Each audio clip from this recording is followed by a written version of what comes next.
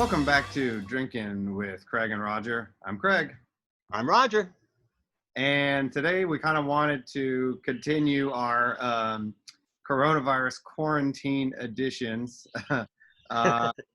More whiskey that we both have at the same time at our own separate locations. And I've been looking forward to talking about this one. Today we're doing the Evan Williams Bottled and Bond. I saw a number of kind of people talking about it, reviews here and there, who were really positive on it. Basically, their house bourbon that they stock all the time because it is so good for so little money. And I have definitely found that to be the case since I first got mine. Have you tried yours yet? No, I'm waiting. I was waiting for this. Okay. So the Bottled and Bond, okay?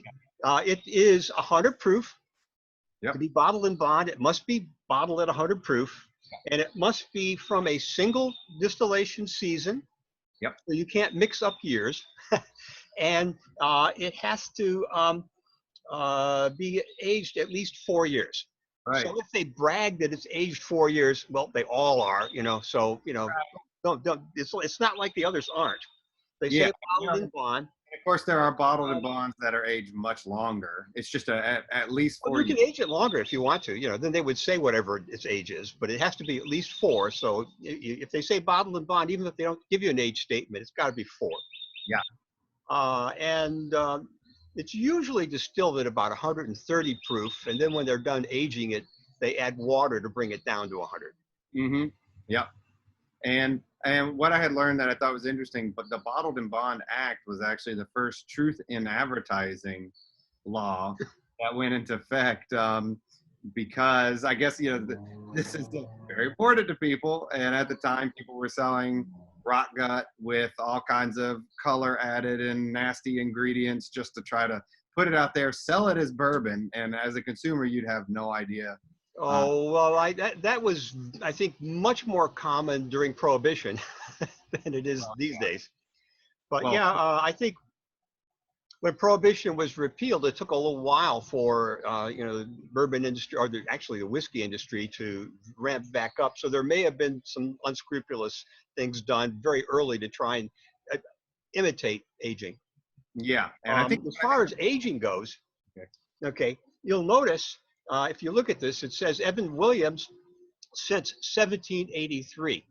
Mm-hmm. Okay, well, as far as I have been able to find out, that 1783 date is kind of questionable because Evan Williams didn't get to America from London until 1794. So we're kind of wondering about that. Yeah. And then this really has no connection with Evan Williams at all. It's done by Heaven Hills.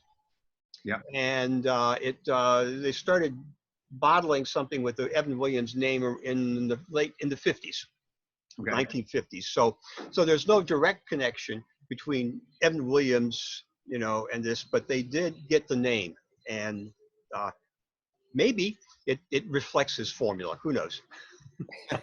Yeah, who knows? Who cares? But regardless, let's try it. Yes. Now you can see I've put a hurtin' on my bottle. I have gone to it many times, and this is the big boy, the big one. Yeah, well, that's fine. If you want to make your money go farther and you think you're going to drink some of it, get a big bottle. It's cheaper by the bigger bottle.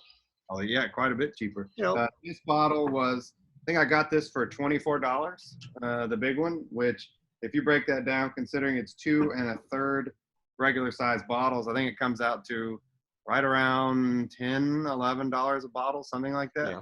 But for me, I think I paid about $17 for this one. Okay. And that's still a good price for a bottle of whiskey.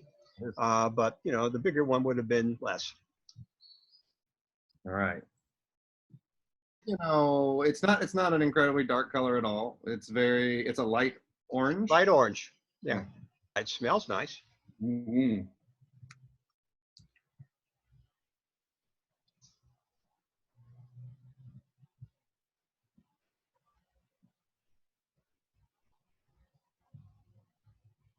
Well, I'll say it's a little bit warmer to the taste at first. than one that had been aged 12 years would be, I think. Yeah. I think that'd be a little more docile, but it's not harsh at all, and it's very uh, nice body, Yep. nice taste. You can taste the uh, caramel that you would get, from the aged um, oak, the charcoal lined Coke.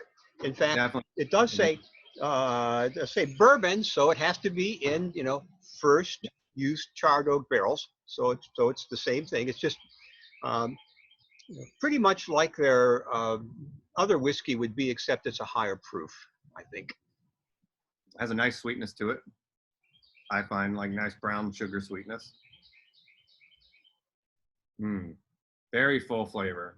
That extra proof really, really helps. I haven't had the standard Evan Williams lines, just black and whatever their lowest level is in a long time. But this is way better than I remember those being.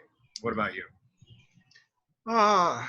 It's nice. There are a couple of explanations for that. One is you weren't so acclimatized to the subtleties of bourbon, and you didn't appreciate it as much then as Maybe. now. Maybe. They may have changed the formula a little bit. They may have selected it from special different barrels that had done better than. So it could be a better whiskey. It could just be you've gotten better at tasting. But it's certainly fine. Certainly a fine whiskey, and it's a real nice price. Very, very. For the price, I don't think you can do much better, honestly. I mean, have you had anything $17 and below that you think is better than this? The Jim Beam Rye is about that price, and it's a really nice drink, and it's mild even, for a rye. It's got a little bit of the spice, but it's not like some of them.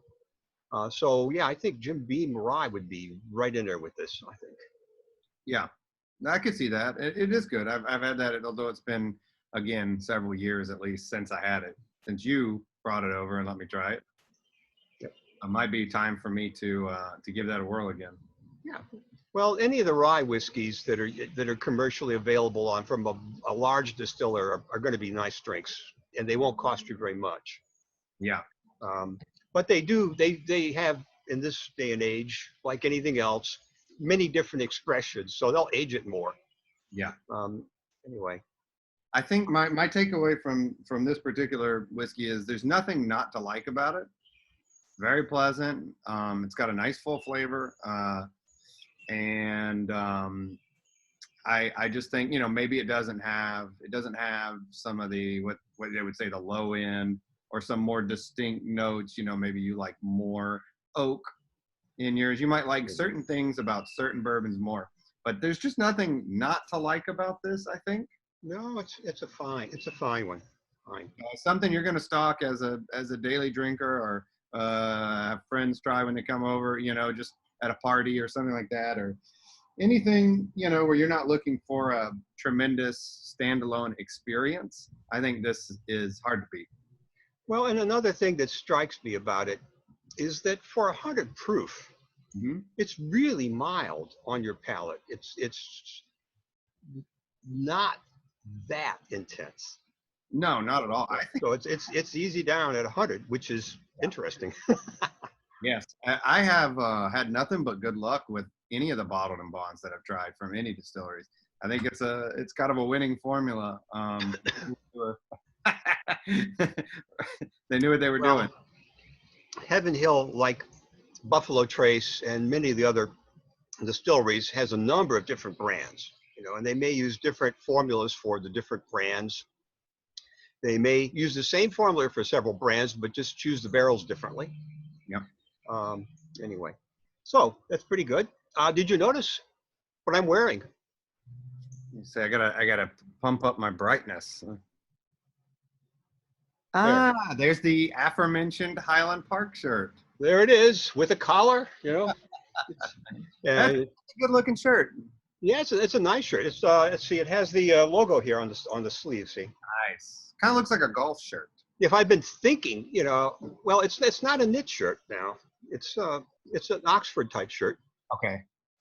But if I'd been thinking when I brought the Highland Park, I would have brought the shirt. But no, so I'm at home and I have the shirt here, so I thought I would put it on for this one. Looks good. Looks good. Anyway, I think it's a go. We recommend it. Definitely recommend it. Pick one up. You can't go wrong. You won't be disappointed. Okay. Until next time, then. All right. Till next time. Cheers.